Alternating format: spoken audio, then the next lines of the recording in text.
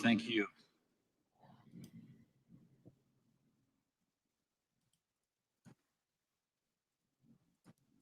Oh, we got a hot one. It's Alyssa's fault. Definitely Karen. Can't tell if she's SovCit, but she's a special breed. Buckle up, people. You're going to enjoy this.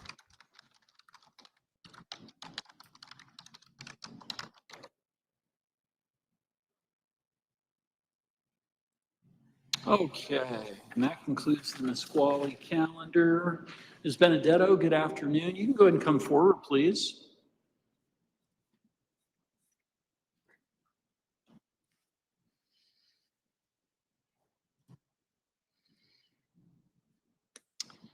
And Ms. Benedetto, I'm going to go ahead and have you have a seat right there. Please make sure the microphone is in front of you and the green light should be on. That's really important so that we can make sure that everything that we are discussing here today gets picked up. We want to hear all your stupid. Can you hear me? Yeah. Yep, I sure can. Okay, so we are before the court for a special set 2 o'clock calendar in City of Lakewood versus Gail Ann Benedetto. 2 different cases involving Ms. Benedetto, 25L000583 and 25L004426. Both matters are before the court today for pretrial conferences.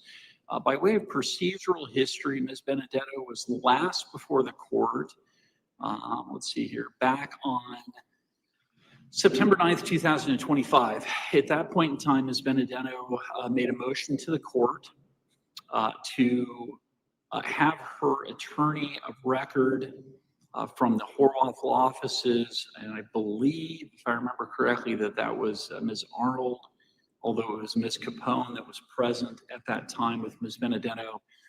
Ms. Benedetto made a motion to assert her constitutional right to represent herself and to proceed pro se. The court reviewed the waiver of attorney with Ms. Benedetto on the record, and the court was satisfied that Ms. Benedetto understood the potential risks that she was taking by exercising that right. Nevertheless, Ms. Benedetto maintained her request to proceed with representing herself, and the court granted her request to do so. Ms. Benedetto then, towards the end of the hearing, and that was on a regular pretrial conference calendar where a number of other matters were waiting, Ms. Benedetto made a further record that while she wanted to represent herself, she wanted to have standby counsel appointed to represent her. At that point in time, Ms. Capone, I don't know what her terminology was, but she essentially chose not to make a record, is my recollection. I could be wrong, but I believe that's accurate. Mr. Graham put the court on notice that the prosecution may very well object to, I believe, what he was concerned might constitute hybrid representation under Washington law. And Ms. Benedetto, we set the matter over to today so that I can ask Ms. Arnold and Ms. Capone's supervisor, Angela Horwath, who is the lead attorney at that firm, to be present because they were previously your attorney of record and would be the court's default choice for standby counsel if the court appoints standby counsel. And I also want to give Mr. Graham an opportunity to further elaborate on any concerns he had as the prosecutor. Again, the reason I didn't do that at the last hearing were time constraints. I do want everybody to know, and I apologize to Ms. Benedetto and to everybody for this. Frankly, I forgot this matter was on the calendar this afternoon, and so I only have until 2:45 when I have to leave the bench. So we only have about a half an hour to work on this. But the issue that was scheduled to be addressed by the court today was a fairly limited one. I wanted to make sure that Ms. Benedetto, after having some time and opportunity to review the waiver of attorney, was still wanting to proceed pro se and represent herself, as she previously indicated. If the answer to that question is yes, then I wanted to next ask her whether or not she is continuing to request that standby counsel be appointed. And then at that point, if she is indicating that she is, I want to give Mr. Graham and Ms. Horwath an opportunity to weigh in as well. So first things first, Ms. Benedetto, good afternoon. Good afternoon, Your Honor. So Ms. Benedetto, at our last hearing, we started off kind of rocky, but by the end of the hearing, I think we were doing pretty well. I'm going to remind you that I'm going to do everything I can not to interrupt you, and I'm going to ask that you extend the same courtesy to the court as well as the attorneys, okay? Yes, sir. I'm also going to remind you that everything is being recorded today, so this is all on the record, if you will. So, Ms. Benedetto, your true name is Gail Ann Benedetto, correct? But don't worry, nobody's watching. Yes. Okay, and Ms. Benedetto, you had previously indicated to the court you wanted to represent yourself.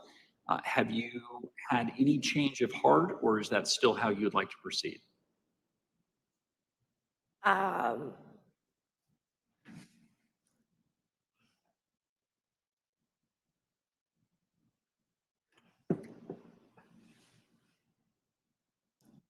I question how we can proceed because I just feel like I think the term is fatal defects in the process, such as the 48 hours to have the procedural due process, right? Which I was basically forced to push through. So I was denied the right to like question the arresting officers as to like their training or what exactly did Mr. Graham, under a penalty of perjury, say that he feels he has sufficient evidence beyond a reasonable doubt that I've done these things that I'm not guilty of. And in all actuality, I was the actual victim Uh-huh. on both of those occasions. And I would ask the court to investigate the address because I'm not the first one. I know of at least another woman before me with, her name was Stephanie. I don't remember her last name, but it's a pattern. And I don't know how deep it goes. But I just want to also put the court on notice that I've already been violated by my country to like the betrayal of giving your citizens that you don't have any business arresting, putting them in a tribal jail that's 98% American is not tribal. It's money laundering or whatever you guys want to call it. It's fraud, and you just push everybody through. The fact that 2 different lawyers gave me the same script both times shows that that's your process and procedure, is to habitually and continuously deprive these people of their rights. And then for Nisqually to make me leave in 46 degrees raining weather on March 20th with no shoes, nothing but a small dress. I had no wallet, no phone, no nothing. I was passed out in my Jeep, completely unconscious when the police officers arrived. They didn't witness me doing anything malicious, and I did not do anything malicious. I had no malicious intent, and you will not be able to prove that beyond a reasonable doubt. So for him to lie and say that he has it, and for you to just continuously sign off. And also, I've discovered that a police officer, when he enters the charge with his badge number, automatically signs your auto signature to the warrant, so you don't have any knowledge of the warrant. That an officer is not a judge. I mean, your whole thing is just, it's not going to hold up. And I would just move to a jury. I need my peers. I'm not going to accept fines. I'm not going to accept probation. There's no way we'll come to an agreement. I need my peers to say that you guys. So, Ms. Benedetto, And it's been over 90 days since the malicious intent. I didn't get my 48 hours. I had 2 public pretenders. So if you continue to work with them as your go-to, defenders, knowing that they're not defending, then it kind of lands on you at this point. so Ms. Benedetto, the issues that I just heard you describing, what you've raised is a number of issues that would be And there's motions to dismiss this case. Hold on, I let you finish. Now you let me finish, okay? Yes, sir. I'm not contesting that. I think you do have the right to bring whatever motions that you think are appropriate if you believe your rights were violated. My question for you at this point is, people in criminal cases in this state, in this country, bring motions to dismiss every day. The question that I need you to answer for me is whether or not you want to be assisted by, or being represented by an attorney when you bring those motions or when you seek that relief, or is that something that you want to do representing yourself? Previously, last time we were here, you said, no, Judge, I want to represent myself. So is that still the case, or are you now thinking that you want to be represented by an attorney? I mean, if you have a competent attorney who is going to do their job like they took an affirmation to do, not Horvath or however you pronounce it, obviously her law firm has failed me twice, so I shouldn't be obligated, and I'm not obligated to accept any representation, especially from people that don't represent anybody but themselves. So remember that, well, I shouldn't say remember. So under Washington law, if you qualify for representation at public expense, you don't get to choose your lawyer. Right. Now, I have appointed an attorney to represent you previously. You indicated that you did not care for that representation and that you wanted to represent yourself. The other option that you have is to hire your own attorney, and you do have a choice when you hire your own attorney who you hire to represent you, but you obviously have to have the means to hire an attorney. So I can give you time to try and hire an attorney if that's what you want to do, or you can proceed with representing yourself, or you can be represented by a court-appointed attorney assuming you continue to qualify, but you don't get to pick that attorney, right? That attorney is picked by the court. So you may not like the choice, but that would be how that process would work. So knowing those three options, you can either hire an attorney, you can represent yourself, or you can take a lawyer that I appoint to represent you. Do you know how you want to go forward? I have looked into different avenues, and nobody has so far wanted to, I guess, take on the case.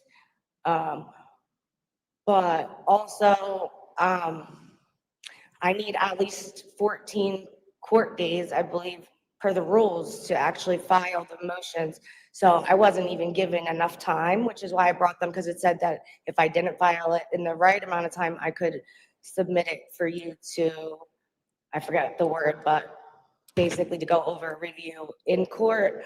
But I probably don't have the whole thing exactly perfect, how it's supposed to be heading wise and stuff like that. So I do need more time to Yeah, prepare you probably don't. proper, I guess, notices or motions. Although I don't feel comfortable moving anything, because I don't think that anything can move. I mean, like, literally have probably 10 or 20 violations that I can just name them, that you guys, your own rules, that were not followed. So how can you, in your official capacity, knowing your oath and knowing the Constitution, right? How can you proceed just like what's Washington Constitution Section 1? What is that? Do you know that? Washington State Constitution Section 1, you know? So, Ms. Benedetto, I think I understand the point you're making. I mean, what you said is you don't believe that the rules have been complied with and that your rights have been violated. I understand that. Well, not just my rights, but like right. I get that. RCW 1031-100, unlawful warrantless arrests. RCW 69.50.506, warrants required for drug cases.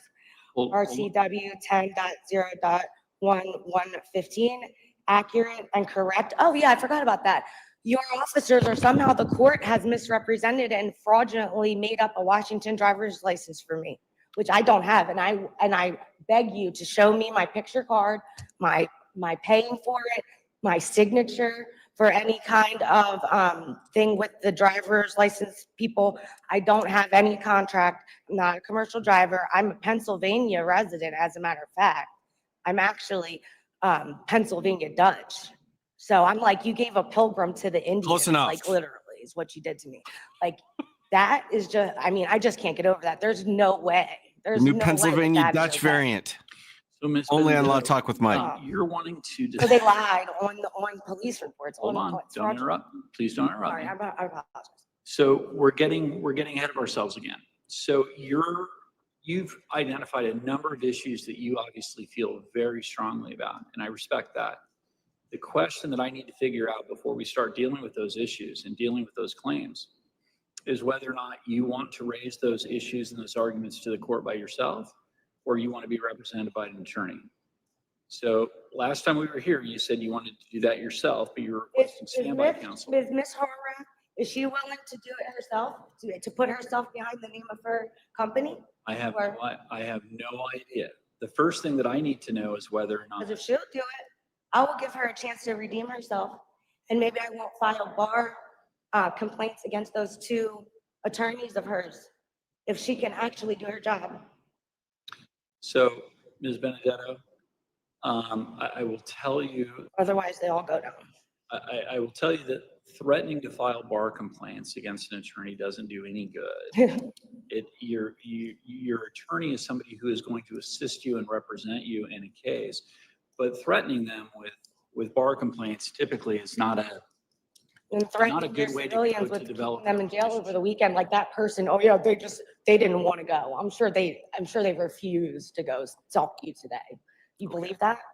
So, Ms. Benedetto, what I think I hear you saying is that you are not wanting to change what you represented to the court previously. I have to represent myself. Okay, which is that you want to represent yourself. Now, I don't want. That leads me to my next question, which is whether or not you are still requesting that an attorney be appointed to be your standby counsel. I stated what I wanted. I'm sorry? I think I stated what I wanted. I'm sorry, I couldn't hear you. I would like Ms. Horvath herself to represent me. Okay, well, now hold on, Ms. Horvath, you understand that a standby Is she even attorney. an attorney? Hold on, please don't interrupt me. Remember that a standby counsel does not represent you, right? Because what a standby counsel does is tries to give you pointers or answer questions that you may have about legal procedure or rules of evidence, but they do not represent you because you have chosen to represent yourself. They're simply there to try to help you in certain limited ways, but they do not represent you because you're representing yourself. Mm-hmm. So my question to you is, are you still requesting that standby counsel be appointed in that very limited scope where they might be able to help you understand some of the evidence rules? They might be able to help you understand some of the courtroom procedure. Is that what you are requesting? Yes. Okay. Let me begin by hearing first from Mr. Graham. And so I'm going to give him, he's the prosecutor, I'm going to give him an opportunity to respond if there's anything he would like to put on the record regarding your request for standby counsel. I am then going to give Ms. Horvath an opportunity to weigh in as well. Mr. Graham? Yes, Your Honor. Standby counsel is not a right. Ms. Benedetto can choose to hire standby counsel if she chooses to do so, but she does not have a right to have standby counsel at public expense. And so the city would object to appointment of standby counsel at public expense. Thank you. Ms. Horvath, anything from you? Look at that. Sure. For the record, Angela Horwath, Your Honor, I would agree with Mr. Graham in that it is not a right. The question of finance is really not something that I'm going to address. In regards to whether I think it's appropriate, I've never been standby counsel or never been familiar with standby counsel at a pre-trial stage. I have myself represented in a standby capacity once a case proceeds to trial in a very limited, defined manner. And that can be appropriate in situations that can be helpful to the court and to the process. But I do not believe it is appropriate at a pretrial stage. if this gets set for trial, and that's something that Ms. Benedito decides to do, I think that this issue could be addressed.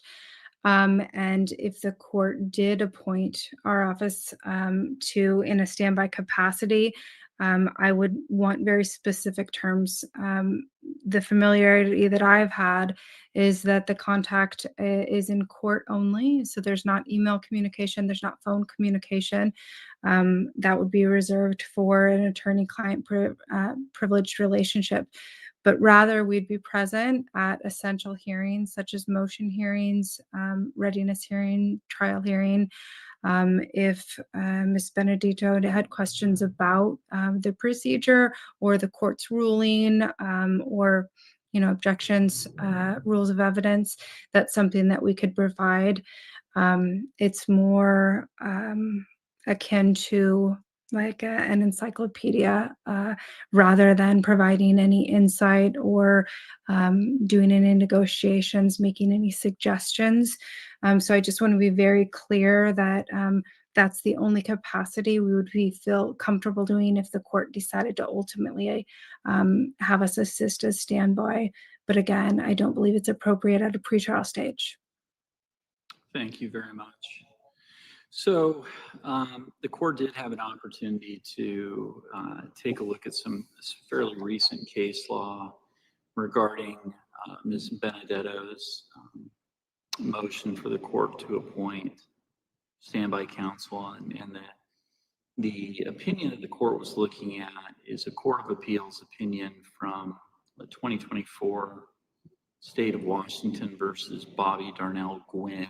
That is GWIN. The citation is 31 Washington App 2D295. And the Court of Appeals guidance on this particular kind of a request from a pro se defendant is that the trial court must exercise its discretion in determining whether or not the appointment of standby counsel is appropriate.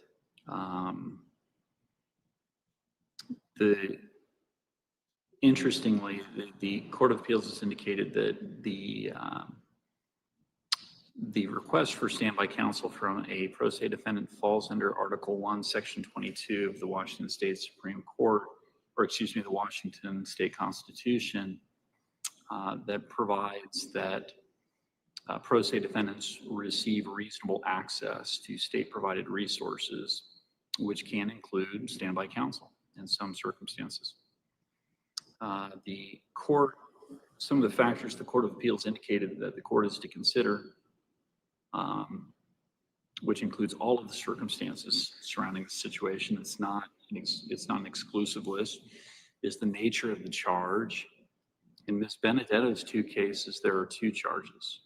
Case number ending in 4426 is a charge of knowingly possessing a controlled substance, a gross misdemeanor, I believe. Yeah.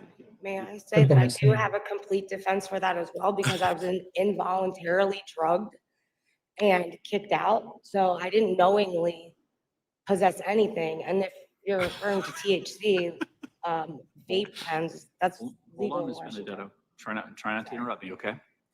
The second charge is malicious mischief in the third degree domestic Shut violence, your hole. which in courts of limited jurisdiction, the domestic violence gross misdemeanors tend to be more towards the more serious end of the spectrum on charges before courts of limited jurisdiction.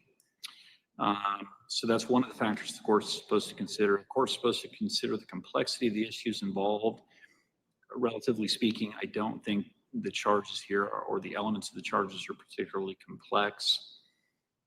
The orderly administration of justice, I am a little bit concerned about that. I think Ms. Benedetto obviously has some very strong feelings about this, and so I am a little bit concerned about her ability to represent herself and maintain order and decorum within the court. So that is a concern of the court. Fair allocation of judicial resources, that is that is something that does concern me, that I think weighs in favor of not appointing standby counsel, because frankly, the attorneys that represent clients at public expense in this court are already very busy. And so for me to appoint one of them to be standby counsel for a pro se defendant who has made a knowing and intelligent decision to proceed pro se, that is a little bit concerning to the court. And then finally, the Court of Appeals notes the court should consider legitimate safety and security concerns and the conduct of the accused. There's nothing that I've seen from Ms. Benedetto that causes me to be concerned that she poses a risk to the safety of the court, the attorneys, or court staff. Ms. Benedetto, as I said, she has some pretty strong feeling that her rights have been violated in these cases, but at no point have I considered any of her statements or her behavior to be what the court would consider to be threatening in nature. So those are some of the factors that the court is supposed to consider in determining whether or not the appointment of standby counsel is appropriate. I'm also mindful of the argument that's been made by Ms. Horwath, which is standby counsel really is for the purposes of assisting with understanding procedure and rules of evidence and things like that, to assist a pro se defendant in a very limited capacity once it becomes clear the matter is proceeding to trial. And we're not there yet. So at this point, based on all of those factors, Ms. Benedetto, I am not going to appoint an attorney as standby counsel in this matter. These are both relatively minor criminal charges as criminal charges go. I think you do have the ability to articulate and make your own arguments as you have been doing. And if we get to a point where it appears that these matters have to be resolved by way of jury trial, then at that point in time, the court may very well reconsider the decision. But at this point, I don't, and I do agree with Mr. Graham, under Washington law, there is no constitutional right to standby counsel. I am going to decline to appoint standby counsel at this point. Now, Ms. Benedetto, what that means is we are now at the point where you are going to be representing yourself as you've requested, and that's a right that you've exercised. If at any point in time you change your mind and you decide you want to be represented by an attorney, please let me know, okay? The next step that we need to take in your case is what's known as a pretrial conference. Now that we've sorted out that you are going to be representing yourself. And hold on one second. And what I want to do is take care of a couple of housekeeping matters. First and foremost, have you received discovery in this case? I have not. You have not. Okay. Let me speak with Mr. Graham and see from his perspective what the prosecution's position is at this point on providing you with discovery now that you have elected to represent yourself. Mr. Graham? Yes, Your Honor. This will probably be reminiscent of a statement that the city has made before to the court, but until the city receives a demand for discovery, the city does not release discovery. We have not received a demand for discovery from Ms. Benedetto yet in writing, and so once we have done so, then we would release it. Okay. How dare you? So follow the normal procedure. In this particular case, Mr. Graham, I ordinarily, I think you're right on. I'm going to make an accommodation for Ms. Benedetto, and I'm going to not require you to file that demand for discovery. We will go ahead and allow this hearing to serve as notice to the city that Ms. Benedetto is requesting discovery. And so, Mr. Graham, I guess the next question for you, sir, is how does your office want to provide discovery? Does the city want to mail that out to Ms. Benedetto, or did the city want to prepare a discovery packet that she would be able to come by and pick up? How does the city want to handle the logistics of ensuring that discovery materials have been provided to her? Yes, Your Honor. In this particular case, it's probably going to be simpler if the city were to mail Ms. Benedetto the discovery. Just because then otherwise it requires coordination of letting Ms. Benedetto know it's available. I can't say that it's going to be done in the next day or two. I don't know from my staff's perspective how quickly they can get that matter done. Usually I expected that it would be done probably by the end of the week. But I can't be 100% certain without digging through these cases to see if there are any videos that have to be then put onto various media and things like that. Sometimes that takes time. So I would say the city will be happy to mail that out to Ms. Benedetto. I'm just trying to verify whether or not there's what the address is to use, because I assume it would be whatever address has been provided to the. Yeah, Ms. Benedetto, if you are comfortable, do you mind going ahead and reading into the microphone the address that you would like that discovery mailed to you? It needs to be a good address where you are confident you will receive whatever materials are sent to you.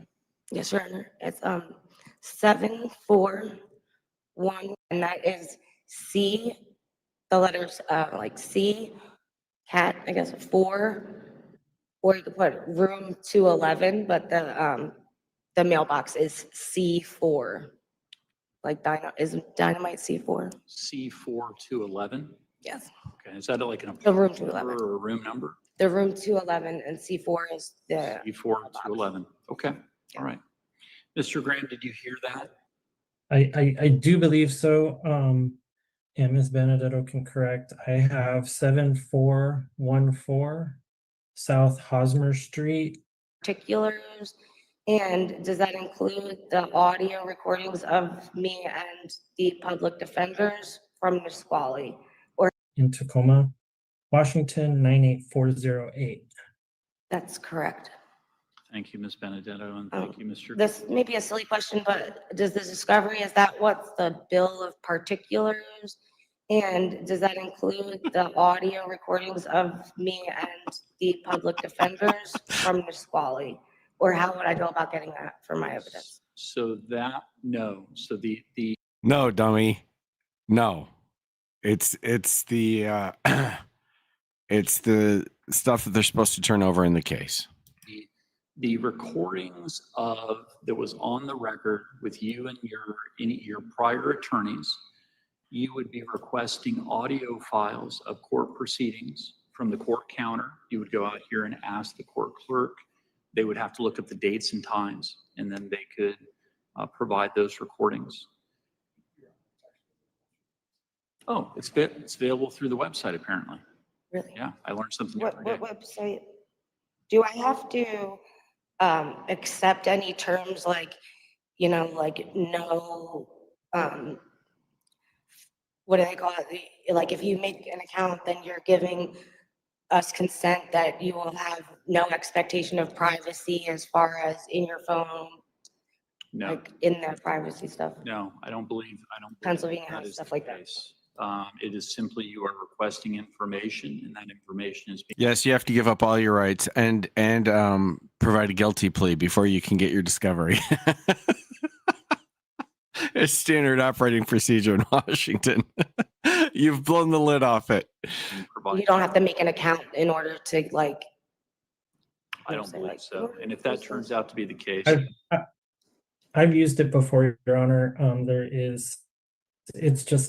It's just clicking on the website. There is no account required. thank you, Mr. Graham.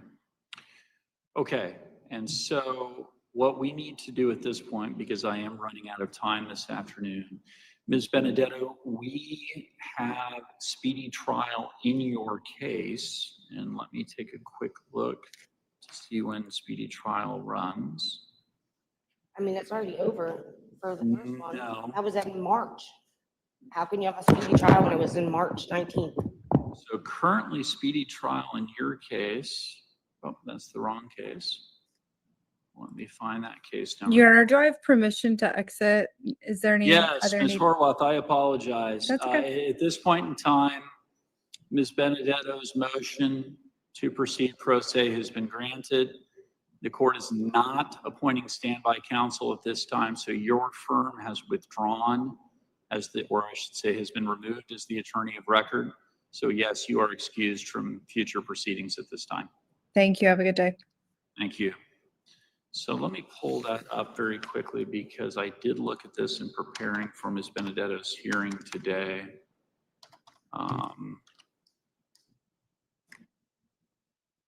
Your Honor, my calculation is that the Horwath Law offices were removed on September 9th to allow Ms. Benedetto to represent herself.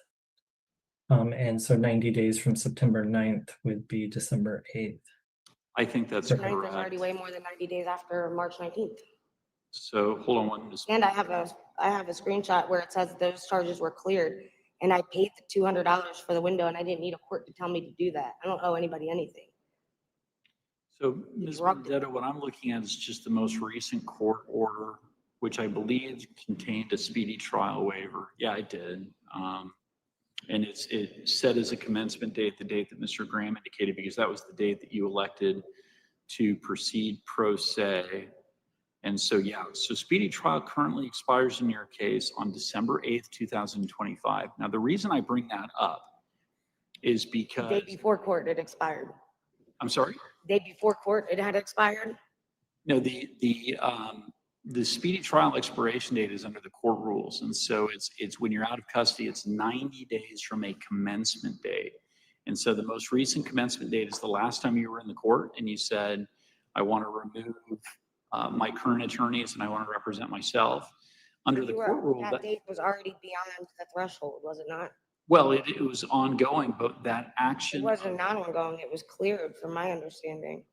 I have Okay, so- screenshots and I even have an email back to me from Pierce County saying that they didn't have anything, they didn't see anything. So Ms. Benedetto, I'm just letting you know what it looks like in the court file right now. If you want to challenge speedy trial at a later time, that is a motion that you can bring along with the other motions that you're indicating. Yeah, if you want to say, no, that is not my speedy trial time, it's been improperly calculated, you can do that at a later time as well. But what I want to do right now is make sure that as it currently exists, we are protecting your speedy trial rights. And so, That have already been violated, you're protecting the violation of my rights? well, And isn't it RCW 9A.48.090 and 9A.04.1110 defining malice that the officer has to witness the action and be able to say independently that the intent of the malice was there? Your officer cannot do that. so Ms. Benedetto, we're not getting into the merits of that today. These are things that you're going to have. He really needs to just dismiss the case. This is ridiculous. I You're understand. wasting everybody's time. Your Honor, I've been very patient with Ms. Benedetto You and have. the sorry. reckless disregard for what the court is asking of her. But at this point, the city is objecting to the routes she seems to continue to go down. And I note that objection. And Ms. Benedetto, this is one of those where there is a procedure that has to be followed, that attorneys are held to that standard. And because you are a pro se defendant, you're held to that standard as well. So what we're going to do at this point in time is we're going to set a pretrial conference in your case. And at that next pretrial object. conference, Ms. Benedetto, please don't interrupt Your me, rule okay? says 48 hours if I'm been detained. You had 48 hours. Ms. That's Benedetto? been gone. I do not want you to interrupt me. At the next pretrial conference, which we are going to set, and we're going to set it here fairly quickly. Let's see, today is the 23rd of September. Or no, I'm sorry, today is the 22nd of September. We're going to go ahead and set this for a pretrial conference on, Can we go straight to the jury? well, we're gonna get there. We're gonna get there. We're gonna go ahead and set this for October 9th at, Yeah, call in the veneer. Daryl, do we have a do we have available time on October Start 9th Vardia at right 3 now. p.m.? Okay, let's go ahead and do October 9th at 3 p.m. And that will be the next pretrial conference. Now, Ms. Benedetto, let me tell you what I expect at the next pretrial conference, okay? By then, you should have received the discovery in the mail, okay? So you should have had an opportunity to review all of the evidence that the prosecution is relying upon in these two cases. Number two, between... I object. That's not enough time for me to file anything. October 9th from today, that's not 14 Well, court that's- days. That is, let's see, 8 days, so plus 9, that is 17 days from today. Court days? It doesn't have to be court days, I don't believe, but it's 17 days from today. And so what I would like to do at the I next have 4 pretrial days and I conference, won't even have the discovery. hold on, Right, and draft all of my, hold on one second. I want, at the next pretrial conference, I would like you to be able to confirm that you've received all the discovery and you've reviewed it. Okay, so you got it in the mail. And I want you at that point in time to be prepared to file motions for, on whatever grounds you believe that you're asking that this case be dismissed. You've previously indicated a number of rights that you think have been violated. I want you to reduce that to writing, so that the prosecution has an opportunity to respond and I have an opportunity to read whatever authority you would like the court to consider. And then at that time, we will discuss when or if we are setting this matter to hear those motions or setting it for trial, okay? I have a supplemental affidavit questioning the legality and equal protection. And I have something else. I don't know what they're. Yeah, and those are all things that you're going to be able to file at the next pretrial conference. Can I Okay. file them today? I would like you to have the discovery before you file motions because I'd like you to know what the evidence is against you. Not really much more of an affidavit, but omnibus, I guess, to a B. Yeah, so we don't do omnibus hearings. We do what's called pretrial conferences, and they're very similar. But that's going to be the next hearing. Join all unlawful and illegal proceedings, including requests for sanctions, redress, and formal objections to procedural substantive violations, breach of official misconduct, which is felonious. Yep, and you will have the option of filing and raising whatever motion that you think is appropriate. No, because you guys don't follow your own rules. I can name 20 of them.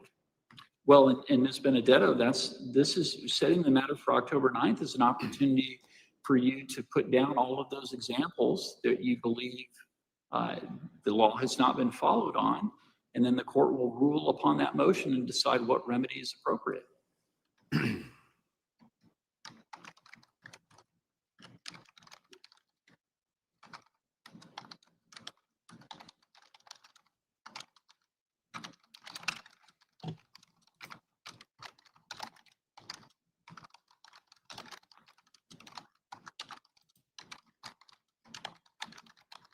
So on the 9th, will the officers be here?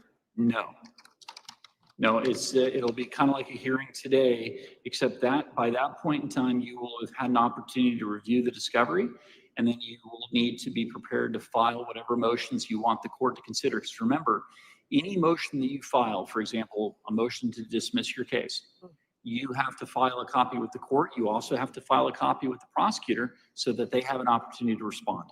Okay? And that's separate from the clerk? Yes. The clerk is part of the court. So if you want to get something to the judge, you give it to the court clerk. If you want to get something to Mr. Graham, the prosecutor, you have to give it to the city attorney's office. Those are two different offices. They're in the same building, but they're two different offices. I think I did email. Mr. Graham, did you ever receive an email from me? I can't say that I did or did not. Oh, good Lord. Okay. Okay, so now in the meantime, Ms. Benedetto, please make sure that you are complying with all terms and conditions that were imposed by the court, your pretrial conditions at the time of your arraignment. And we are going to go ahead and see you back here on October 9th at 3 p.m., okay? Yes, sir. I'm going to have you go ahead and come forward, and we will give you, the court clerk will give you a copy of that order. And once again, And thank you. both for being so patient with me. I do. Yep. Well, I was about to tell you, I think you're doing quite well. So just continue to conduct yourself in the way you are, and we will get through this one hearing at a time. She walked out on him while I was trying to be nice. And at this point in time, we're going to give Ms. Benedetto a copy of the court's order, so she has the next date. And the court is going to be at recess at this time. Mr. Graham, thank you very much, sir. Have a good afternoon. Ms. Thank you, Your Benedetto, Honor. have a good afternoon. Oh, there you go. That was fantastic. That was fantastic. Slow golf clap. We've got a new variant of the SovCit virus. Yes, it's Pennsylvania Dutch. Nobody saw that coming. Nobody had that on their bingo card. Not one of you.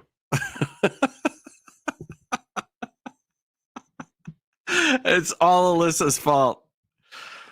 I don't know. She sent that to me. It was late. I was doing a bunch of stuff, and I saw this woman start talking. I'm like, I just got to throw it up. I got to throw it up, and then I'll go to bed after that. All right, that's it. It's nappy time. Thanks for coming out. I'll see y'all soon.